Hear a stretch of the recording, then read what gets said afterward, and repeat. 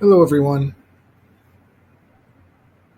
I'm excited to introduce some things that we are able to do at our company with Smartsheet and Smartsheet forms. It's been a revolutionary thing for us, utilizing their forms and data and how that data comes in and how you're able to manipulate the data without having to be a programmer with Visual Basics or C Sharp. If you have some skills in Excel, there are some really awesome things that you can do utilizing Smartsheet forms, the configuration that they have within their software for much cheaper than utilizing some of these ERP systems, NetSuites, and Arenas. Very good systems, very good software, but pretty expensive for small businesses who may not have the capital, who might not need something so big and robust. Also, this allowing us to customize things to our processes, what we do, how we do things. So I'm going to jump right in. You can see on my screen here a form, which is what we've recently really started digging into, and it's very mobile friendly, it's web friendly, it's something that you can share, put into a QR code. That's what we do. We put it all over our shop floor, laminated QR codes that go to a URL that allows anybody who has a smartphone to be able to access this form. You don't even need to be a user, so you don't have to add them as a licensed. If it's somebody that's just scanning in and out or using some of the drop down options you can use it for quality control, you can use it for locations. We have locations all across our floor that allow us to know how much inventory's in, how much inventory's out, how much total inventory we have across all locations. It's very nice, very easy to use if you know some basic skills in Excel. What I'm doing with this first video is really gauging interest of whether or not I want to move to the next step and give a thorough breakdown of how we're doing it, where the data goes, what kind of formulas I used, how I move data around, what kind of marrying I did between part numbers and locations to be able to capture the right um, the right data, how I avoided certain duplicates, how do I know the latest that's in compared to how many scans there were between all the outs and ins, and what I did there to make sure to capture the latest scan, how I came up with some unique numbers to be able to track some things. But for now, I'm just going to show you the form. I'm going to show you a couple different reports. If this is something that you would like us to show you more on a step-by-step process, more videos, um, I would ask that you would like this video or throw a comment in.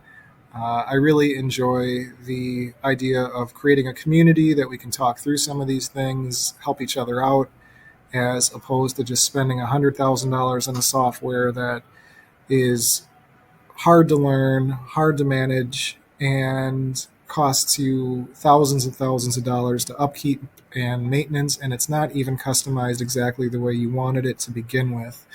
So, going through the form, um, we have project numbers, we have locations in our facility, we have things that we want to capture, like outbound location, what kind of skid it's on, what's the skid number. Especially, this is helpful for our foremen and our crews on site to know exactly what we put in bins and gaylords and skids. Um, Projects that last months, it's very helpful for them to be able to quickly identify what they need to grab, bring it up onto the mezzanine, and they don't have to spend all that additional time trying to rummage through boxes. It's something that's very beneficial to anybody who has crews on site doing especially if the job lasts any longer than a couple days. So basically, what this form allows us to do from a mobile platform is you can create drop downs. It's very easy to edit this form. As soon as you edit the form online, it it automatically updates. So it's one URL that they can use. You don't have to continue to update the URL, send different links. It's one link. Any updates I do to this form will be updated across one link. So all the users who are using this link, the QR codes that are attached to it, it stays the same. You don't have to continue to change and update that with every change that you make. Um, so you have project numbers that you can fill behind the scenes with project numbers that you can have them manually type it themselves. You can make it mandatory that they are have to choose what's in the drop down list. You got your quantities. You can change your inventory count to in and out. We have it to, if it's set to inventory count, it's not going to affect your on hand total, so that we can do an inventory count, get the data, and do the behind the scenes work from an administration. And they can do that pretty much at any time because it's not affecting the any project data or any actual in-out function. It's just giving us information when it's set to inventory count. Again, there is some Excel formulas that go along with this, but not too challenging. I'd be willing to walk through it step by step, gauged based on interest.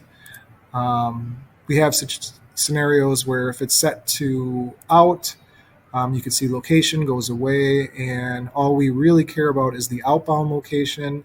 When it's set to in, we do care about the location within our facilities. We got a whole bunch of different locations. We want to know exactly where this item is going, and but there are a lot of cool things you can do behind the scenes with these forms. And maybe I'm setting it to out and location goes away, but at the same time, it is something that I need to know from a location standpoint because it's going out to a job box or a trailer. Um, so we're scanning it out of our facility. It's not necessarily leaving our facility, but it is harbored within a job box or a trailer. So I would need to know that if it's to a job box or a trailer. If it's not to a job box or a trailer, I really don't care what it is. It's something that goes away if I click that button. Um, the category here, this just allows us to be able to users on the floor. If it's cabling, we have it set to where it's only going to bring in the cable in our inventory. If it's set to air fittings, it's only going to bring in, makes it a little easier for people to identify what's what on the plant floor. If it's set to all, well, that's going to give you everything within our database. They can extract text with their smartphones. They can use the barcode scanning feature with the labels that we have barcodes to, or they can manually type it in and pick what they need to pick. Adding notes, pictures, if they need to flag that particular scan for whatever reason, they can flag it because we need to have a conversation. And then they can also drop down their signature so that we know who scanned it. And then once they submit it, it goes into a database and we're allowed to do whatever you need to do with it. You can throw formulas onto it. These are all married to a column and a row. Whatever's not married to a column or a row, you can use all additional cells to write formula, to do lookups, to do whatever you need to do, and place it pretty much anywhere. These are automatically married to the cell that is associated to it, and you can add in columns in between anywhere you want. This is automatically going to get placed in the same location every single time. The kind of reports that we have, here's all of our locations. This is a report that we created just based on locations. We have reports that we wanted to do just off categories, and then we have a report that's based off of the part number themselves. So the location based tells us that if I want to know all the parts and pieces in AO 2.2, I click down on there, and here I can see I have a lot of stuff sitting in AO 2.2. I have this part number with these 3/4 inch straight connectors. I got 80 of them in this location, AO 2.2, but I got 308 total across all locations, but 80 in this location. I have 31 of the 45s, and it goes on and on. And you can see this is everything that I have in location AO 2.2. It allows you to really store some of your more bulk um, items that you use for replenishment anywhere you want, really, because now you can find it. It doesn't have to be stuffed behind um, close to the main area where this stuff is maybe your main picking. So now all my overflow and all my bulk can get stored in certain locations. This is the scan data that actually came into it. Um, 70 of them were scanned, 80 of them are actually in this location, and 308 are total location. So this is this is very nice to be able to see what is in all my AO 2.1. I got 1,780 that are sitting in this location with this part number right here, um, and 2,056 total in all across all locations. Um, if you're wondering why this scan data, which is 1,180, and this location amount don't line up, it's because this is actually the last scan. This is I'm using some formula to sum up all of the scans. This is just bringing in the last scan, um, so that I don't see a huge record of everything that was scanned to sum up to that data. I just want to see the one-time part number and the summed up total, so that I don't see this part number up 6, 7, 8 different times, because it's giving me every single scan that actually happened. I only care about that one part number associated to that one location, sum up all the location amounts, and bring in the last scan. That's all I care about for this report. Um, you can also create a report just based off categories. So here you had the actual locations, which is nice. I want to see in what's one location, but maybe I'm looking for something specific and I don't even really know what that specific is. And maybe we got some things that